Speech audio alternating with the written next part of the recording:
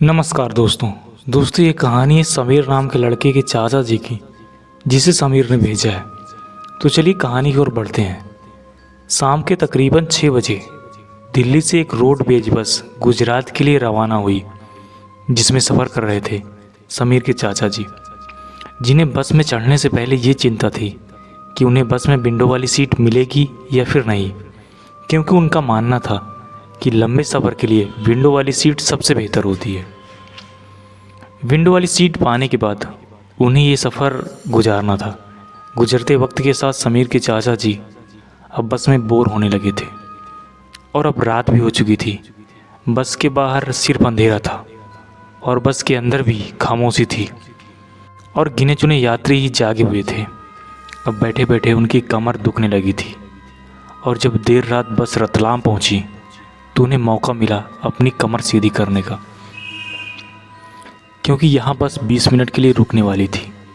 तो उन्होंने सोचा कि बाहर चल के चहलकदमी कर ली जाए। वैसे भी अभी काफ़ी वक्त था। जब बस रतलाम में रुकी तो वक्त हो रहा था करीब 2 बजे का। बस के रुकते ही कुछ यात्री बस से उतरे, साथ ही समीर के चाचा भी। बस से उतरने के बाद उन्होंने पहले तो वहीं की चाय की दुकान पर एक चाय पी। चाय पीने के बाद उन्होंने वक्त देखा तो अभी सिर्फ 5 मिनट ही गुजरे थे, यानी अभी भी उनके पास करीब 10 से 15 मिनट बाकी थे। वहाँ से निकलने के बाद लिहाजन समय को देखते हुए समीर के चाचा जी वहीं टहलने लगे। उन्हें यूं ही टहलते हुए काफ़ी वक्त हो चुका था और जब उन्होंने एक बार फिर से वक्त देखा तो समय हो चुका था बस के वहाँ के निकलने का। वो अब बस की ओर बढ़ ही रहे थे कि उनकी नज़र कुछ दूरी पर मौजूद एक पीपल के पेड़ पर गई। उस पीपल के पेड़ की चौंकाने वाली बात यह थी कि उस पेड़ की सिर्फ एक ही शाखा बहुत ज़ोर से हिल रही थी, जिस बात ने समीर के चाचा जी का ध्यान अपनी ओर खींचा। जिज्ञासावश समीर के चाचा जी उस पीपल के पेड़ की ओर बढ़ने लगे, ये जानने के लिए कि आखिर भला इस पेड़ की एक ही शाखा कैसे हिल रही है। उस पेड़ की तरफ उनके बढ़ते कदम तब थम गए जब उनकी नज़र उस पेड़ की डाली पर बैठी औरत पर पड़ी। वो जिस तरह से पेड़ पर बैठी थी उससे समीर के चाचा जी को लगा कि वो एकदम से कभी भी गिर सकती है। समीर के चाचा जी उस औरत को आवाज़ देते हुए कहते हैं, अरे इतनी रात गए तुम इस पेड़ पर क्या कर रही हो। ऐसे ही 1-2 बार आवाज़ देने पर जब उस औरत ने कोई जवाब नहीं दिया तो समीर के चाचा जी उस औरत के थोड़ा और करीब जाकर एक बार फिर से कहते हैं, तुम्हें सुनाई नहीं देता क्या। अभी उन्होंने इतना कहा ही था कि वो औरत एकदम से उस पेड़ की डाली पर खड़ी हो गई और वो कुछ बोली, मगर वो जिस तरह से बोल रही थी वो समीर के चाचा जी को समझ नहीं आया। जिस तरह से वो औरत एकदम से डाली पर खड़ी हुई वो हैरान करने वाली बात थी, जिससे समीर के चाचा जी दंग रह गए। उन्होंने अपने बढ़ते कदम वहीं पर रोक दिया। तब उन्होंने भांप लिया था कि पेड़ की डाली पर बैठी जो औरत है ना, वो कोई आम औरत नहीं है। तभी समीर के चाचा जी तुरंत बस में आकर बैठ जाते हैं और उनके बैठते ही बस चल देती है। मगर समीर के चाचा जी अभी भी बेहद ही घबराए हुए थे।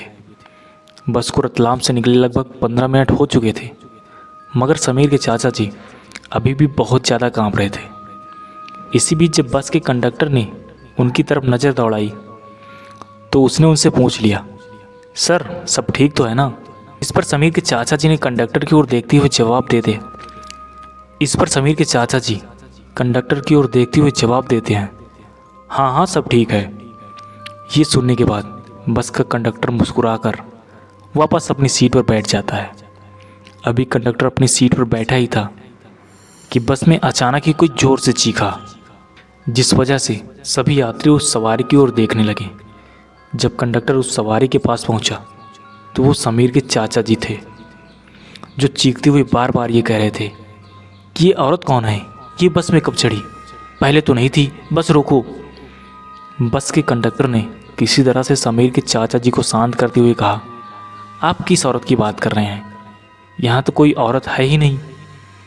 फिर कुछ देर बाद समीर के चाचा जी को रियलाइज़ हुआ कि अब सच में वहाँ वो औरत नहीं है। वैसे तो समीर के चाचा जी पूरे रास्ते डरे हुए सहमे थे, मगर वो औरत उन्हें दोबारा नहीं दिखी और वो अपने घर पहुंच जाते हैं, जिसके बाद वो महीनों तक काफ़ी बीमार थे। फिर उन्हें एक तांत्रिक के पास ले जाया जाता है तब जाके उनकी तबीयत ठीक होती है। तो दोस्तों ये थी कहानी, आपको कैसी लगी कमेंट में ज़रूर बताएं। बाकी मिलते हैं नई कहानी के साथ, तब तक के लिए जय हिंद जय भारत।